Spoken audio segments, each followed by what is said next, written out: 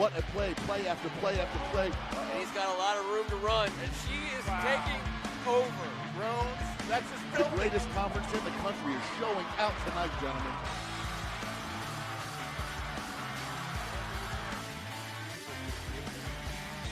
I cannot believe it. That is the greatest high school football game. Thank you so much for being with us on a Tuesday night. As always, on behalf of First Amendment Sports, I'm Ken Marangolo. This is the WCAC Spectacular. He's Kevin Ricca. Ken, if there's one thing we love doing down here is coming up with lists, talking about all-time greats, discussing the GOAT. Well, tonight, we've got the teacher coming in to school us about who the GOAT is, many other topics. So turn up your volume and put your hard hat on tonight, folks, because this guy coming in is all about work, and we're punching in the clock down here on a Tuesday night of First Amendment. That is what we're doing, and we don't do it without Tim Strachan. Listen, nobody wants to hear from me right now. We want to get this show rolling. But Kevin said it. We may have the GOAT of all GOATs on tonight, and Adrian Dantley. Looking forward to that conversation after we get a little news around the league, but it's going to be an awesome one tonight, guys. We've been looking forward to this for quite some time. Let's get things started the way we'd like to in the basement with a little thing we call it Around the League. We're starting out St. John's College High School, where AZ Fudd, one of the greatest high school athletes of all time, has made her commitment. She's on her way to UConn. She deserves the absolute best. She's going to one of the all-time great programs. It's going to be so much fun to watch her as she goes to the next level. She's got more levels to go, that's for sure. God, it's been fun watching her. The next GOAT. Yeah, the next GOAT. There you go. Staying in the WCAC, how about a little preseason hype for a man from I Street, Chris Likes, down in Miami, Florida, preseason first team All-ACC. He's fun to watch. Turn on your TV anytime they say his name. Heading on over to Northwestern, the preseason Big Ten Player of the Year, none other than Good Counsel's own Lindsey Pulliam. Also an amazing athlete, a great talent, and someone I hope we get to get some highlights of this Big Ten basketball season. Now, how about this? A little long-awaited hardware. First team all-conference for our man, friend of the show, friend of the basement, Anthony Cowan Jr., straight out of St. John's over to College Park for the Terps. He's a class act. That's a Johnny. That's a Johnny. 40 years ago this week, Carroll beat DeMatha. T, can you believe it? Were they solidified an unbeaten season, took down their second consecutive Metro title. No one wanted to be down there on Harewood when the game was on the line. Man, I'll tell you what, those teams were amazing. So many great battles between Carroll and DeMatha over the years. Best of luck to O'Connell's own Matt Lewis, who's getting some preseason honor of his own out there in Harrisburg for JMU. Another preseason player of the year. Do they make anything but preseason players of the year in the WCAC? That's how we roll. It's kind of like you graduate, you get one of these things. Staying local, staying in Virginia on the other side of the river, Aaliyah Pitts, former Bishop McNamara champion. She was on our air last year in a huge game, getting it done for the WCAC tournament. We wish her the best in Charlottesville, Virginia. Deadeye. Sweet shot. How about simply the best? Coach Morgan Wooten, named by Max Preps as the greatest high school coach of all time in the state of Maryland. The state of Maryland, give me a break. How about, well, in this universe? I mean, who's going to argue with that? Not me. Nobody. And I'm pretty excited about this last one. The Travis Mannion Character Excellence Award to wide receiver Nick Hamer over there in Ireton. If not me, then who? The Travis Mannion Award is a big deal in the WCAC. If you don't know a whole lot about it, do yourself a favor and check out Travis Mannion. He's laying right next to Brendan Looney, another WCAC great over in Arlington Cemetery. These are the men and women who do us the most proud in the WCAC. Congratulations to Nick Hamer for earning that hardware. That means something. Great job, young man. How about that? How about around the league, little First Amendment sports action? There we go. We're gonna see that Catholic University footage one more time, guys, gals, everyone here gathered around tonight. You know, this basement has a lot of accolades and hardware tonight. amongst the four people who are on this show tonight, amongst the four of us. Add them up, Ken. Add them up. Amongst the four of us, guess who gets which one of these ones? The National High School Player of the Year, College Player of the Year, leading scorer of the 1976 Olympic, number 6 overall pick in the NBA, a 2-time NBA scoring leader, 6-time All-Star, Hall of Famer. His jersey's hanging in the rafters. I'm going to give you just like maybe 3 guesses as to which one all those go to. Please help me out. Welcome to the show. The greatest basketball player to ever lace him up in the WCAC, Adrian Dantley. Welcome, sir. Thank you. He had some good players in WCAC, though. It's a lot of great players, Well, that is a fact. There's no denying that. And as we just saw right there, AD, some great young talent. And, it doesn't stop, but it never has. And we're going to get into that tonight. T, let's start where the road begins, home. Yeah, let's start again. Thank you so much, Adrian, for joining us. And it's not often I get to say I have anything in common with Adrian Dantley or someone of your stature. But the one thing we do have in common, and I'm going to go straight to the heartstrings right off the bat, is that we both got to play basketball at DeMatha for the legendary coach Wooten. May he rest in peace. I just want to start off by asking you, just for your reflection on a man that was so important to all our lives, not just as a coach and a mentor, but also to you personally as a friend and someone who was so influential on your career in life. Well, I'll tell you one thing about Morgan. If it wasn't for him, I wouldn't be where I am today. He was like a father figure to me. I was supposed to be a tough guy. I've only maybe cried maybe 5 times in a lifetime. But right before he passed, I went over and visited him at his house. The family was over there, and, man, I was just breaking down. Great man.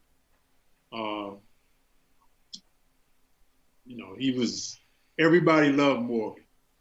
Even the student body. When I was a freshman at DeMatha High School, it was amazing how the whole student body loved Morgan, and he treated everybody the same. He loved his students as much as he loved the players on his basketball team. Great man. You were one of his students, Adrian. How was that class? Well, I've always said the story that he was the toughest teacher I ever had. I thought that, when I was a freshman at DeMatha, I'm taking my coach's history course. I don't really have to work hard. I got it easy, but that was nothing but the truth. Opposite of me. He got on me more than anybody. Whenever I got a pretty good grade on his test, he would always question me in front of the classmates. He would always embarrass me. But tough teacher, tough guy. Adrian, I say all the time, people ask me what was it like to play for Coach Wooten, and I said, I learned more about life than I did basketball, and the man is in the Hall of Fame as a basketball coach. He had that much influence on me, just not as an athlete, but as a person. And I still use some things he taught me till this day. What are some of those things that he taught you? Well, he always talks about family, his faith, being a good person, to the players, get a great education. But the thing about Morgan was he was just a good man, honest man, treated everybody the same. And, he done a lot of things for a lot of players. Not only did they not attend DeMatha, he did, did things for players who didn't have any association with DeMatha at all. Help players get coaching jobs, help players get jobs in general. I remember when he passed away, I listened to 980 and just all the calls that came in talking about what Morgan did for them, and they didn't even attend DeMatha. So that's what type of person he was. What was it that? Let's go back to the beginning and just talk about what was it that brought you to DeMatha, and maybe share some of the memories that you have in your time at DeMatha, be it on the court, with players, against players, a game. Well, what happened was when I was an 8th grader, I had heard about DeMatha. I heard about Morgan Wooten. James Brown lived like a block away from me. So I heard so much about James Brown as an 8th grader. He was a senior at DeMatha. He was the #1 player in the country. So at that time, that's when I had some interest in DeMatha. There were a couple other guys. Well, there was one other guy on my basketball team that was better than me. That's who Morgan was very interested in. So when I came over there, I was like the second guy. He didn't really know that much about me. He heard about me, but he really didn't know that much about me. So I wanted to go to DeMatha. I had to go to summer school to get into DeMatha. I can remember it was about 35 players that was supposed to be going to DeMatha as football, basketball players. But all 35 of us, we had to go to summer school. We had to pass English and Algebra 1. And it was a shock to a lot of the players. I can remember that the first 2-3 days out of the 35 guys that were supposed to go there for some type of sport, maybe about 20 of them quit. I was told there would be no math. About 20 of them quit after the first 3 days because of the academics. It was so hard, So that was a wake-up call. So I ended up going to DeMatha, ended up doing real well in summer school, and then I went to DeMatha and started. I started as a freshman, and things were pretty good after that.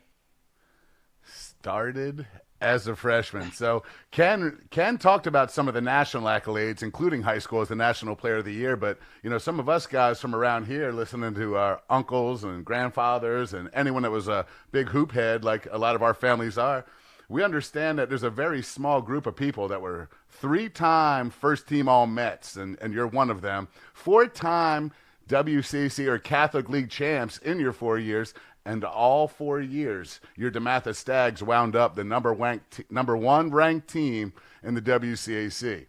So forgive me, but please talk about that a little bit.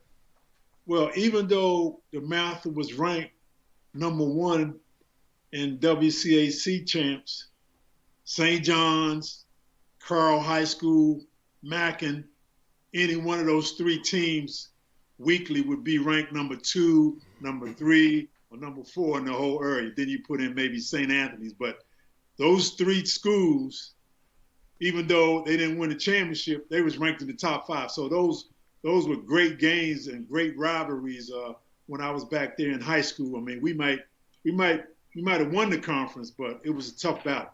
St. John's had great teams. Like I said, Mac and Carl, all those teams were great. And those were the great days when you would have a sellout arena. And so it was competition. All those players were great players, and they all went on to college, did real well in college. So we were #1, but it was a battle every year, every time we played, any of those teams. So history's been repeating itself for 60 years because if DeMatha's #1, someone's going to be right there, 2 or 3 from the league. And in my family situation, very good friends with Pat Dosh and Jay Gallagher. Our families are tight. I've been listening to these stories, but when I check the stats, I love that those guys tell those stories, but I think you lost less than 10 games in your 4 years. So I imagine you come on the right side of these a lot. Who was your biggest challenge in the league? Well, like I said, all 3 of those teams. Okay, all right. Coach Gallagher, he had great teams. All of them, like I said before, Gonzaga wasn't that good back then. They're good now. I mean, Yes, when sir. I played against Gonzaga, I didn't really like playing against Gonzaga because I knew that I was only going to play the first quarter and get like 6 points, and then that next game I had to get like 36 to make up for the 6 points I got against St. John, against Gonzaga. But all the other teams were good at that time, but Gonzaga wasn't that good. Gonzaga was, so-so, but they're great now. I mean, they give DeMatha, St. John's, run for them every time they play. Coach is good, and they were good. They're good now, but they weren't good back then. But the other 4 teams are, other 3 teams are really great. I think what we're really trying to get at, Adrian, is when you're reminiscing on your days in high school, what is that one game or that one story that constantly comes back to your mind first? Like I said, I can remember we played Carroll High School. They were ranked number 3. Big game, big rivalry at Catholic University. And I remember this fan came out on the stands and kind of attacked me. Not attacked me, but just, got up in my face. So, I was like stunned. I couldn't believe it that this was happening at a high school games. But I kept my cool, just went on down the other end of the court, and we ended up beating Carroll High School. And I always remember that, Another player might have attacked or maybe threw a punch, but I've been through all those things ever since I was an 8th grader. Everybody trying to get to me, get me out of get me out of control.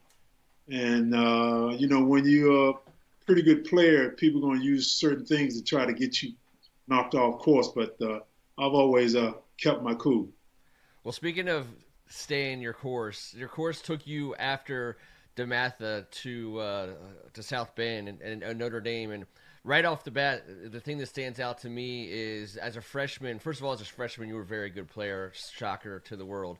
But you were on that team that ended UCLA's streak. And I just got to ask you about that game. I mean, we love big games. We're always hoping we're going to watch that game, the history-making game. What's the story of this or that game? That's a freaking huge game. And I can't. It happened before we really had a chance to be sports fans the way we are now. So, can you please just take us back a little bit on that? Because going into that game, ain't nobody probably thinking that was what was going to happen, but except for you and your teammates inside that locker room. I mean, take us through it. Well, you guys weren't born back then, but UCLA had an 88-game winning streak. They were ranked number 1. We were ranked number 2. So we were pumped up for UCLA. The one thing that I remember every time I see Bill Walton was, how you have the practice before the game and you kind of cross paths with players, and I can remember Bill Walton, who talked a lot of trash. He was whistling the Notre Dame fight song when they passed us, So that really pumped the guys up. And in UCLA, all the players, they talked a lot of trash. I mean, they said some things that was pretty awful. You had to keep the cool. But we ended up beating UCLA. And after we beat them, I went over to the locker room. I told Big Walton, I said, "Hey, big boy, you whistling the Notre Dame fight song?" So every time that I see him, we might pass, he always say, "Yeah, that 88-game winning streak, we lost to you guys." I don't never forget that. So I asked him, I said, "Do you remember you was crying that day?" So big game. They were ranked number 1. We ended up beating them by 3. But the only thing about it was I got on the coach. He didn't do a good job with the schedule because we beat them Saturday. They were ranked number 1. We were ranked number 2. We won by 1 point, 2 points. The following week, we had to go out to UCLA. They beat us by like 20. Hey, well, welcome to life in the WCAC. That's like going to Mackin and having to head back to Carroll or St. John's or Gonzaga the next week. Paul VI these days. So that was one of the big. I'll tell you one thing about it though. Everybody say, "Yeah, you having a great time. You beat UCLA." After we beat UCLA, 88-game winning streak, everybody was partying. You know what I had to do? I had to meet my tutor that night, about 8 o'clock that night. So go figure. Freshman. The glamour out, but I mean, we had the tutor class, so we the freshmen had to go to the tutor class that night, and right after the game, right after we ate dinner. Well, you didn't shy away. It sounds like so far we've been in high school and been in college, and academics has been a strong theme. So, which again, no surprise there. But Kevin and I were talking earlier, and speaking about preparing yourself for big things. 1976, kind of a big year. 1976. Yeah, I asked these guys earlier, what were you guys? You remember exactly what you were doing when you were 21? Because the guest coming on tonight had a pretty good year on his 21st birthday. March of 76, you're named the College Basketball Player of the Year. August of said year, you lead the United States of America to the gold medal in Montreal as the leading scorer on the Olympic team. And June of 77, you're named the NBA Rookie of the Year. That's a pretty outstanding 15-month span, my friend. Not bad. Yeah, Olympics was that was really the biggest highlights of my career. We played for legendary Coach Smith, and that Olympic team was very tough. What happened was the first day you had 100 basketball players who were trying out for the basketball team, and everybody could play. Everybody could play, but what they did the first day, we all had to run a mile. We had to run a mile the first day that we got there, and you ran a mile according to the position that you played. So I played forward. I figure, I had to run a 6:15 mile, 6:30 mile. If you was a forward, you had to run a 6:30 mile. So I was training for 6:30 mile. When I got down there, if you were 6'5" or under, you had to run a 5:45 mile. I never trained for a 5:45 mile. I ended up going down there, and there was all these NBA scouts on the track. And I ran a 5:45 mile, and I almost died, But, and what happened was that first day, 60 guys got cut because they couldn't run a mile. The guards couldn't run a 5:30 mile, which was Phil Ford, which he did. He ran a 5:20 mile, 5:25 mile with no problem. And at the end, he dove across the finish line. But the thing of it was a lot of players that came there, they weren't in shape, and they got cut only because they couldn't run a mile. And if they didn't run a mile the first day, they had to get back up the next morning at 7 o'clock in the morning to get that mile time in before they could practice. So best thing to do is, just go all out and get it out the way the first time so you don't have to do it again. So it worked out pretty good. We ended up picking 15 players. I think 9 of them was from the ACC. And, Scott May was from Indiana. He was one of the players of the year. Quinn Buckner, Steve Shepard, who went to Maryland. Tate Armstrong went to Duke. Tate. Yeah, Tate was, I see him all the time, great shooter. And Walter Davis, who was a Rookie of the Year after my year in the NBA. Like I said, the great Phil Ford, Mitch Kupchak. We had 4 players from North Carolina. They were on the team. So shocker. We always gave them a lot of crap because they only had 4. They had 4 guys. Wait, Adrian, can you talk about the fact that how big that was for American basketball? I mean, 1976, going for the gold, it was a whole different ball game in that specific Olympics. Oh, it was different back then. At that time, you only had 4 channels. I mean, in the summer times, everybody looked at the Olympics. Unlike now, you got like 1,000 channels on TV. You might not be focused on the Olympics like it was back then, but the great boxers, Sugar Ray Leonard. I don't know if you guys remember him. He was there, and we had all the great athletes there. And I used to walk around in cafeterias and just see what they ate before pregame meal. And the wrestlers, they used to eat everything, But, it was great. We was playing against men. We was playing against men. At that time, we was playing against guys 30 years old, 31 years old.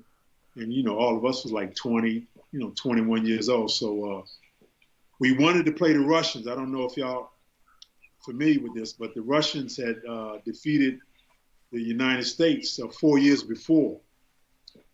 And we wanted to play the Russians, but the Russians ended up losing to Czechoslovakia. So we ended up playing Czechoslovakia for the championship and ended up bringing the gold back after they had lost the previous 4 years.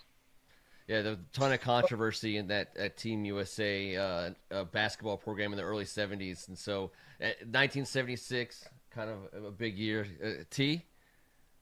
I was just going to say it. I mean, here you are, 21 years old. All these great things are happening to you. At what point did you pinch yourself to say, is this really happening? Or was this where you had always envisioned you were going to be? Was this all on your bucket list and you knew you were going to arrive there at some point? Well, I knew I had the opportunity to play on the Olympic team because that was our particular year when it came out. And then,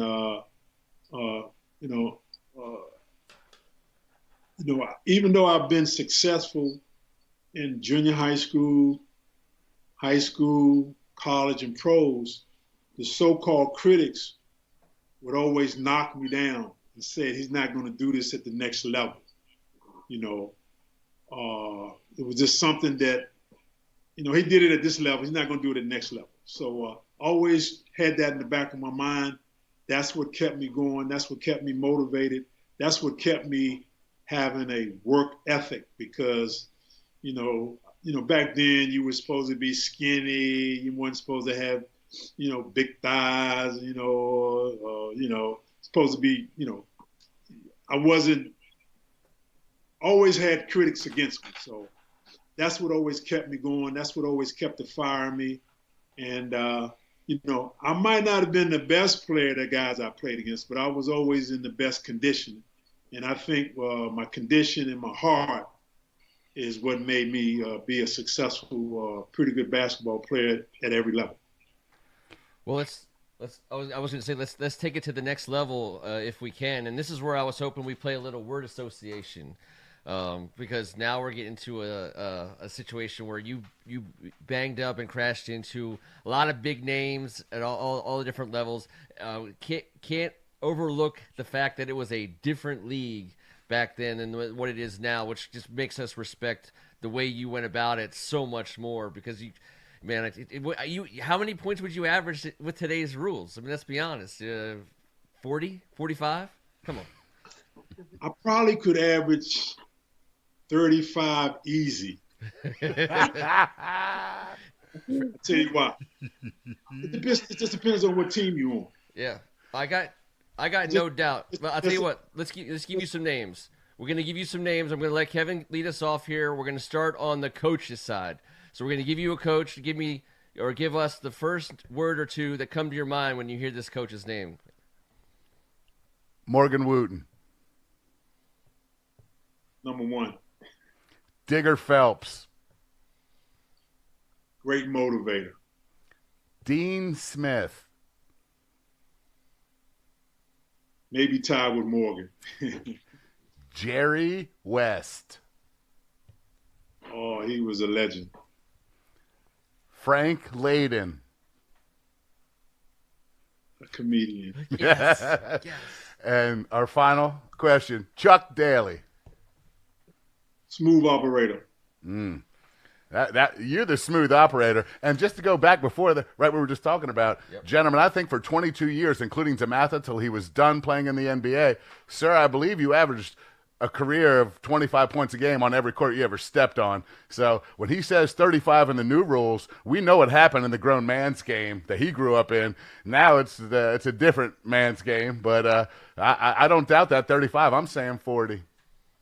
Well, by the way, one thing that's different today that when I played, that a lot of times I could go to the rim, but I wasn't going to go to the rim because Wes Unseld might have been there, Bob Lanier might have been there, or Clifford Ray, and that's an intimidating factor when you're going to get fouled real hard. Now if you go to the rim now and you get fouled real hard, that defensive player, he's going to get fined $20,000. He's going to get suspended for the next game. So the games are different. You didn't have the hand checking you don't have the hand checking now. And the game is made for guys to score. When the New York Knicks was when Pat Riley was with the Knicks, after that year or two, they started changing rules because, if you scored, you was going to get mugged. But, a lot different. when we played, we had to play 3 games in a row, get up 5 o'clock in the morning. That's why I laugh when guys be complaining how tired they are. They get on the plane right after the game and go to the next site. So, things are different. And our era is different in this era now. All right, Adrian. We're going to switch it up from coaches to players. We're going to throw a bunch of players' names at you. First word or two that come to mind when you hear these players' names. Kevin? Karl Malone. Physical, great player. Isaiah Thomas. Great player. Moses Malone. Probably the most hardest worker that I've seen play, that I played against in the NBA. Okay. Austin Carr. I used to enjoy getting up Saturday mornings, doing my errands, and getting ready to watch Austin Carr when he was at Notre Dame. He's probably one of the top 3 or 4 players that ever played a game of college basketball. And final one, Kareem Abdul-Jabbar. It amazes me how when people start naming the top 5 in the NBA, his name is not mentioned. He's probably number 1 or number 2, but, I guess it's a different era. Hey, I'm with AD. Kareem is in my top 5, starting at center. You can't have a top 5 come on. basketball player like Kareem Abdul-Jabbar, for goodness sake. The highlights of him, I guess, to kind of round out the conversation about playing in the league at that time, can you just talk about the experience of being able to play for so many different coaches in front of so many different fans, and just to always be consistently one of the best players on the court? Because I think that speaks a lot to, again, what you've spoken about before, which is a work ethic and an approach to grind it out and hustle. Well, I had a pretty good career. One thing I didn't like about my career was I got traded for so many crazy reasons. I didn't get traded because I didn't produce. When I was at Buffalo, I got traded. We had 2 different owners on the team, and both of them owned 50% of the team. We had this one owner named John Y. Brown. He just wanted ABA ball players. So he ended up trading me for a guy named Billy Knight. And on that team, to show you how crazy it was back then, my rookie year, Moses Malone was on that team, and Bob McAdoo and myself. All 3 of us got traded that. No, that's ridiculous. All 3 of us were Hall of Famers, and all 3 of us got traded that first year that I was with the Buffalo Braves. So, then I got traded to Indiana. As soon as I get to Indiana, the owner tells me, "Hey, Adrian, don't buy a house. We're going to trade you to L.A. in another couple weeks." So I ended up being there for about 28 games. I was the second leading scorer in the NBA, and I got traded. I mean, it was crazy, So then I go to the Lakers, and I played with Jamal Wilkes. We had 2 small forwards. We won, but we never could get over the hump. So what they were saying then, we need a power forward. We need a taller player. We need a bigger player. So I ended up getting traded to Utah. And, I was there for Utah. I was there for about 8 years. And me and the coach got into a little scuttle. And, I held out 1 year. And that was the downfall. And then that's when I got traded to Detroit. So I had a strange career, but even though I got traded a lot, I never let it knock me down. I kept on fighting, kept on being competitive, and trying to be the best player I could be. Well, to average over 34 consecutive years. And listen, AD, all of us here grew up going to metropolitan area basketball camp. Morgan Wooten, Joe Gallagher, we were taught the triple threat. So I have a chicken and the egg question for you, because in my world, I'm not sure which came first, AD or the triple threat. I don't know if you invented it or if you named it or you just perfected it, because you took the most fundamental offensive technique and made it into an art form in a league that you scored 30 points 4 consecutive years and averaged 25 with no three-point line. How did you take the triple threat and make it your own? Well, that move was my patent move. That's what every basketball player is supposed to do when they catch the ball in the scoring area or in the backcourt. You get in the triple threat position, and every time I caught the ball, 18 feet in, 20 feet in, it was always a jab step. If the player reacted to that jab step, I could shoot my jump shot. If they didn't react to that jab step, I felt like I could beat them. Strong side drive. You know all about this at the camp. Strong 6-inch step, strong side drive, 6-inch step. They take away your strong side. You go to crossover. So, that's what I worked on. And every year I would do it. I would always change pivot feet. So it worked out pretty good for me. And all you need is 2 good moves, and you can be pretty successful. I had those 2 moves down pretty packed. Strong side, smooth, right down. You might need some other stuff too. He might not be leaving the grocery list. I might need more than 2 moves, but I'm gonna work on it. Adrian, I tell you what, let's bring it back home, because your presence in this area has not gone unnoticed by anybody, and it's it's the first thing people think of. A great guy who is so part of the so much part of the community and gives back so much. Pictures of you, reffing at games in the area, looking out for the well-being of young kids, crossing the street, for goodness sake. How fun is it to be beloved, but to get to still wake up in the morning and give back every day?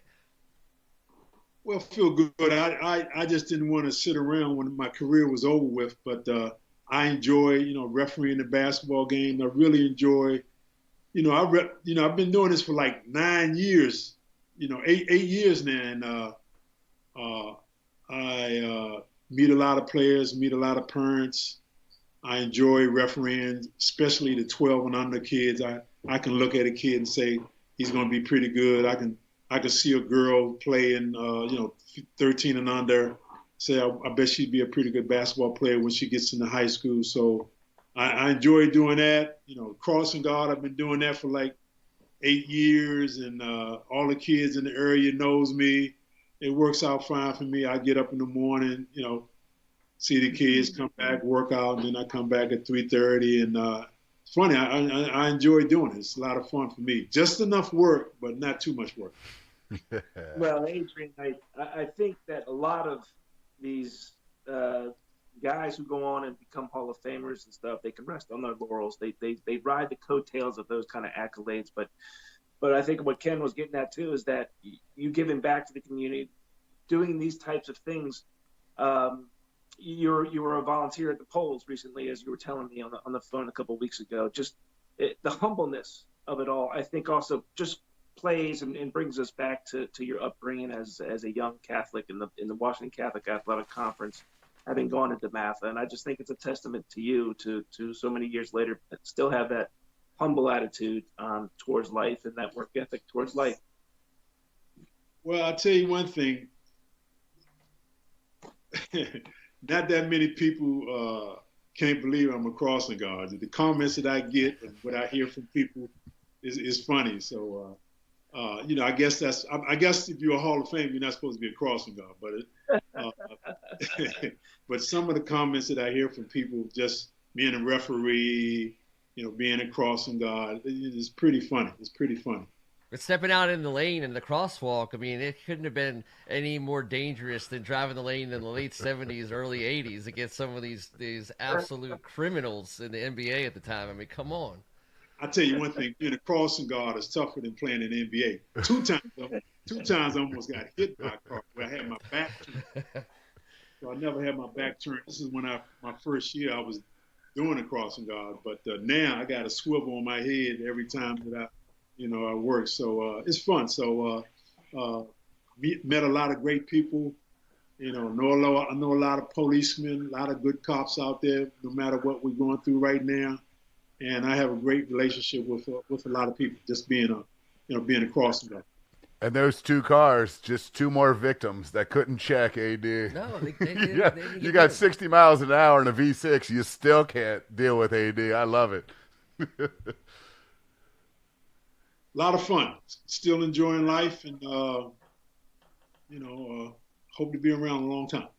Well, it's been an absolute thrill having this conversation. You know, we do sit down here, AD, we talk about the GOAT and the top 5 and all that. We've been doing it for years down here, but it's truly special to have a Hall of Famer to take some time out of his evening to join us down here in the basement. It means a lot to us and to a lot of the kids that are in this league playing right now. When they watch this and hear about this work ethic, you have to understand they're going to think to themselves, how bad do I want it? And during the times right now, it's up to these kids individually. There's no places to work out for the next couple of weeks. We'll see what happens. But it's been a thrill, and thank you so much for your time. Thanks, guys. Anytime. Thanks, AD. We'll see you soon, everybody. That was Adrian Dantley, Hall of Fame. I mean, first team all nice, first team all amazing. This basketball doesn't scratch the surface of his greatness, and he was great at basketball, obviously. And T, talk about somebody who clearly wears the DeMatha mantle, but at the same time, again, you get out of those 4 years, and we all feel like we have a piece of that. We all feel like he belongs to us. And then and then show up on a Saturday game, and he's reffing your daughter's game. It's incredible. It's everything you could ask for. That's what makes him so special, and just personally being a DeMatha guy, having played for Morgan, almost there's no way a week would go by if Morgan didn't bring up an Adrian Dantley story to bring home a point about what he was trying to teach, or what he was trying to get across. And also I remember Adrian, he still got his pulse on the league. I remember when I was playing for DeMatha for Coach Wooten, and he won his 1,000th win at Bishop Ireton. I remember distinctly looking up into the stands and seeing Adrian Dantley there in person. He was there for his coach. He was there for his mentor. He was always coming back to school. He was just recently back to school, from what I understand. So, again, the humbleness of a guy who's a Hall of Famer, could be doing commercials and all these things. Instead, he's helping your child cross the street and be safe going to school. And he's reffing games and probably teaching kids that the 12 and unders, how to play the game right, and giving them encouragement and mentorship. That's what makes him so special. And again, why it makes the WCAC so spectacular, because they produce individuals, not just athletes, but individuals like this. No, he's our everyman Hall of Famer. He's a man of the people. When he said, I guess Hall of Famers aren't supposed to do that, I laugh, but, knowing what we know about AD, he's done what AD does for many, many moons, and I love it. He's a worker. You can't take that out of him. He's been working that hard forever. Real quick, Morgan Wooten says in 1969, freshman Adrian Dantley shows up on his door during a break from school, knocks on the door to get the keys to the gymnasium. Yep. It was Christmas morning at 8 a.m. And what do we talk about? Who was the first man to arrive on DeMatha's campus? The sad day that we put Morgan Wooten down to rest. Adrian Dantley, by 2 hours, was the first man there. That did not go unnoticed. He's a creature of habit, and we are so lucky to have had that conversation with him tonight. I was thrilled. That was fantastic. I couldn't stop smiling, man. It's amazing. It's so much fun. And can you believe we had, talked to Eric Metcalf last week, Adrian Dantley tonight, and we'll tell you right now, we're talking to Lawrence Moten next week, and we're going to go back to back of WCAC greatness, great men, and of course the list goes well beyond, in reverse. You could go back and talk about some of the amazing men and women we've had a chance to speak to in the last month or two. We look forward to bringing that to you next week, and I was going to ask Luke if you could do us one favor and put up Nick Hamer, if possible, on the screen. Last week we started something. We did in the community for Gonzaga. They were raising some money in the name of a young man who passed away, and there he is, Nick Hamer. I thought this was the in the community moment of the week, and my hat goes off to him, and I just want people to look up the name Travis Mannion and learn about him and Brendan Looney and what they've done since tragically passing in the line of duty. Again, Travis Mannion and Brendan Looney lie next to each other at Arlington National Cemetery. They are best friends at the Naval Academy. This young man has got a plaque with Travis Mannion's name on it. The foundation is doing amazing things. People need to look out for that. I thought this was a good segment because I wanted to, shine a light on this and also shine a positive light on our sponsor, our partner during this Christmas season, which is Pink Dot and pinkdotstyles.com. Want to say thank you again to Carolyn and Vogue, who's doing amazing things, and she, among other things, this holiday season, she's helping bring stories on our show like Nick Hamer and the Travis Mannion Award, but she's also helping all you fellas out there get something nice for your significant other, for your mom, for your grandmother, for your daughter, for your sister. She did it for us. We were her first customers, and I can tell you the happiness has come back to the Marangolo house, and in the form of a bag. FRESH, fresh. I mean, that bag's gotten a ton of use this week. Thank you very much to the Vokes. That was a very nice gesture. And, hey, my wife got right on the website. Christmas list is out there. So, fellas, check out Pink Dot. It's legit. It works, and it makes the ladies happy. WCAC5 is the code. Type in WCAC5, and you will get yourself a special discount on behalf of the boys here in the basement. What's that, T? I keep looking around because I got my volume all the way up, and my wife doesn't know that I have it stowed in a certain spot right now. So definitely the kind of gift you want to get. Yeah, there you go. Sure. You can't save that for Christmas. You got to cough that up before Thanksgiving, bro. That's a Thanksgiving gift. That's a Thanksgiving gift. Christmas is next. Christmas is 12 days. There's 12 days of Christmas, potentially 12 bags, all of which you can buy at pinkdotstyles.com. WCAC 5, correct? WCAC 5. Until next Tuesday night, when we get a chance to talk to Lawrence Moten, maybe one of the greatest to ever lace him up on the football field in the WCAC. He is Tim Strachan. Ooh, hey, it was great. Thanks so much, Adrian, again for coming on. Thank you, Tom Ponton. All those everybody out at DeMatha for helping us out, get those pictures and everything. But all the thanks goes to Adrian for agreeing to come on and having a great time and sharing some great stories about his time in his career. Tommy Ponton, we're coming for you. We're coming to Hyattsville. We're going to hang out in that amazing alumni center. Maybe we'll bring some microphones and get it on there with the Stags. He's Kevin Ricca. And I think we all agree. One thing we do all agree on, Adrian Dantley is the GOAT in the WCAC. We know that, but I think there's one thing AD would agree on. Brendan Looney, Travis Mannion, and Nick Hamer, you guys are the GOATs. That's a fact. Thank you. And God bless Brendan and Travis and Nick. You know, that's a fantastic award and huge footsteps to fill. But everything we hear from Chip, that you're ready. And congratulations, young man. Until next Tuesday, on behalf of First Amendment Sports, I'm Ken Marangolo. This was the WCAC Spectacular.